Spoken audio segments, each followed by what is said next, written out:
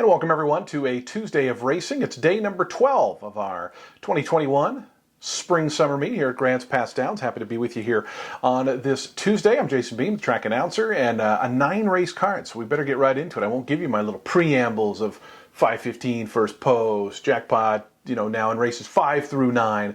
Remember, with that extra race, some changes in terms of when the late pick 4 starts. It's always on the final 4 races, but a lot of people I think are used now to that 5th race being the start of that, but it's in the 6th race tonight. So we do start the early pick 4 in race number 1, and it's a Oregon-bred maiden optional claiming event. And the number 2 Blood Horse Bud, Jason Homer's enjoying a fantastic meet here at Grants Pass Downs, and this one is tricky to me because it was a huge favorite last time out and did not get didn't get the lead and was just never able to kind of push on by. And it almost makes me wonder if we've seen a couple second place finishes. The horse is going to be short odds this time. I feel like it's going to go one of two ways. It's going to be another kind of second where the horse just maybe doesn't have a big passing gear, or the horse will be able to clear, is drawn down on the inside, which certainly helps. There is some other speed, though. The 6 Jayhawk Flyer, the 5 Ms. Tiny Dancer both like to go early. So kind of an interesting question on what to do with Blood Horse Bud. We should mention the 3 Now Scooter Now, who last time out put in a nice effort. It's a 3-horse race at Union, though, so you got to take it with a little bit of grain of salt. Comes back to Grants Pass Downs. Obviously, the competition a little tougher here than on the Oregon Fairs. So not sure what to do with that one. And Mr. Memphis, I thought interesting in return here. Last time I put in kind of a nice bid to the turn before flattening out. Maybe one to watch because this horse just seems to have gotten a little bit better this year as a 3-year-old as opposed to last year as a 2-year-old. But was running against some pretty tough company in those 2-year-old races. The second race on the card, quarter horses, $6,000 non-winner of 2 allowance, and Harley Moe down toward the inside, has won at this condition, came back last time out, and was in a little bit of a squeezed spot, just kind of in the middle there. Draws the rail, which for me, the quarter horses is not a great thing. So I want to like Harley Moe, but my head is telling me not to in this particular race. Harley Moe, number 4, Telfus, Harley Moe beat that one, but this is one of the ones that had a lot of the traffic trouble that caused that disqualification for Harley Moe a couple starts back. So return here for Telfus. Just a Delight was one who ran over at Union and ran a pretty good race to finish second there behind Ultima Esperanza. I really like the number 9 Triplicity. Just that performance last 2 weeks ago, rather, I guess 3 weeks ago now, was really good. Obviously a short price, so was expected to do so. Came back with a really good speed figure. Drawn outside again, and I think could be really, really tough if able to take another step forward first time against winners. 220 yards for the older quarter horses, which is kind of interesting in this third race. Got a long layoff horse for the number 2 JS Wild Chick, who was running against CM Boom Shakalaka and Warhawk and some really tough runners. It's obviously, for me, it's tougher to handicap these 220s because the start becomes such an important part of things. The ultra-consistent Okie Dokie Road, who came off a long layoff to win last year, came off a long layoff to win first start out this year. Just a hard trying, horse. And so if he's able to get away, he's always tough to beat.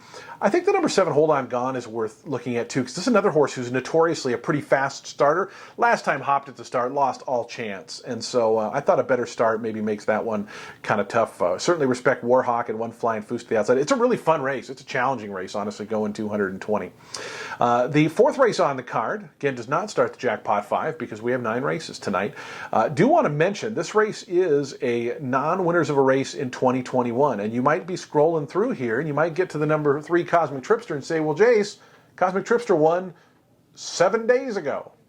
Well, I guess it'll be 9 days ago by the time this thing runs, or 10 maybe.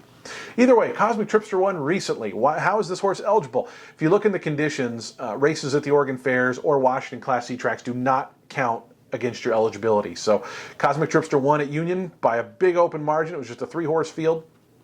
And that's why you're seeing this horse eligible for a non-winners of the year condition. I have been beating the drum on the number 2 Lazetta the last few starts, and we've just not gotten a good performance in those last couple. Just seems to get away slow, and it's just starts to make up a little ground, but just hasn't been able to do it.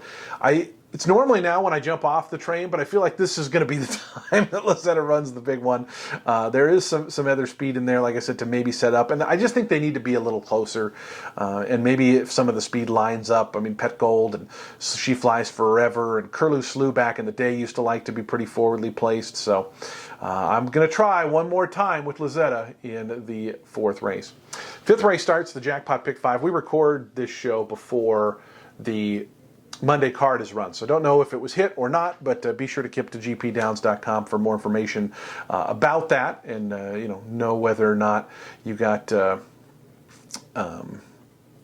jackpot to play at or not. It's always a guaranteed pool if it's not.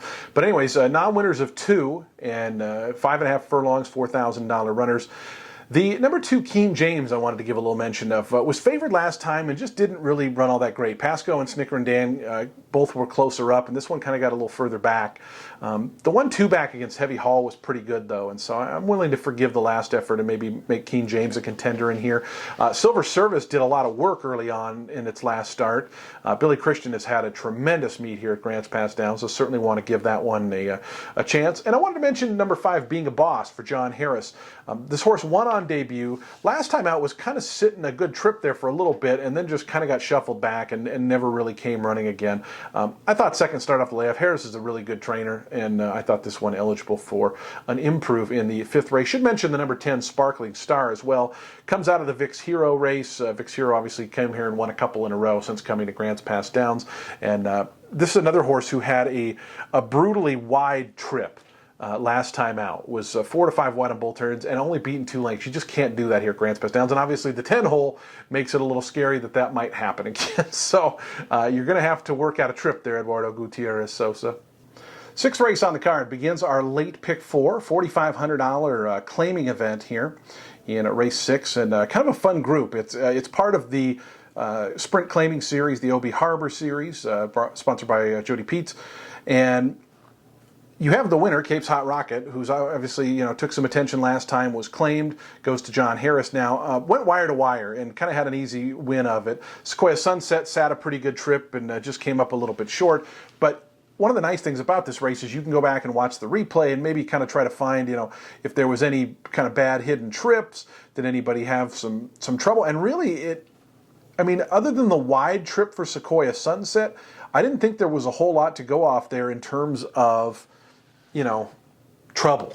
Crazy Al was just sitting in behind the leader, just couldn't quite catch him. And so can Cape's Hot Rocket keep it going with the new barn? Does he get out to lead again? Does somebody else like Crazy Al try to push earlier on? I don't know. To me, Sequoia Sunset, I guess, is the one that had the most trouble, and was just because it was a lot of ground covering and was still making up some ground, and goes for trainer Gilbert Daniels and Jory Scriva this time out. But it seems like Cape's Hot Rocket is tough on the lead, but it seems like a pretty evenly matched group just from a speed figure standpoint, everything like that. Race 7 is a fun one. Really excited to see some of these runners in here. Chief's Little Pearl, of course, was beaten last time out by Jaded Tiger. Jaded Tiger draws the 10 hole this time out, which is going to obviously make things very difficult, going 5.5 furlongs. For a horse that likes to come from off of it, Jory was able, in the Daily Courier, to be down on the rail, save a lot of ground. Last time out, Jaded Tiger, they went up to Emerald Downs, and, just Emerald's a tough track to make up ground on, period. But the 10 post to me is really concerning for Jaded Tiger. Going to have to work out a trip, is Jory. Chief's Little Pearl, we know what the trip that one's going to take. 5.5 furlongs, is the distance a question mark? Might be. You kind of got to think it is. The fact the horse got caught, still ran a good race last time. But I wanted to look at the number 5, I Know Your Face. They claimed this horse last time out for $3,200. This is obviously much deeper waters. And Billy Christian, though, is 29% off the claim. It's only from 7 starts. He's 2 for 7. But he's very good at second off the layoff, and he's been very good at every other category. So maybe a horse worth a look. I saw number 3, Cal's Girl, in here, who Cal's Girl was a huge winner 2 starts back. And the last time actually had to work for it early, and it did not fare well late for Cal's Girl. So if able to get clear, maybe a contender, for this race here, I think is a little bit tough. But if able to clear, is normally a contender. But Jaded Tiger and those type of horses, I think they're just better than Cal's Girl. So the clearing part might not make a difference. But fun race, because the other thing is she's not going to clear, right? Can she go with Chief's Little Pearl? Suppose we'll find out. That's why they run them, right? The eighth race on the card, it's our feature. It's the Dan Shepherd Stakes, $10,000 at 6.5 furlongs. El Alto Hombre comes into this race with 3 wins in a row. Golden Cowboy has been second, and third behind him. Golden Cowboy had to cover a lot of ground last time. El Alto Hombre, what makes him so good is his tactical speed.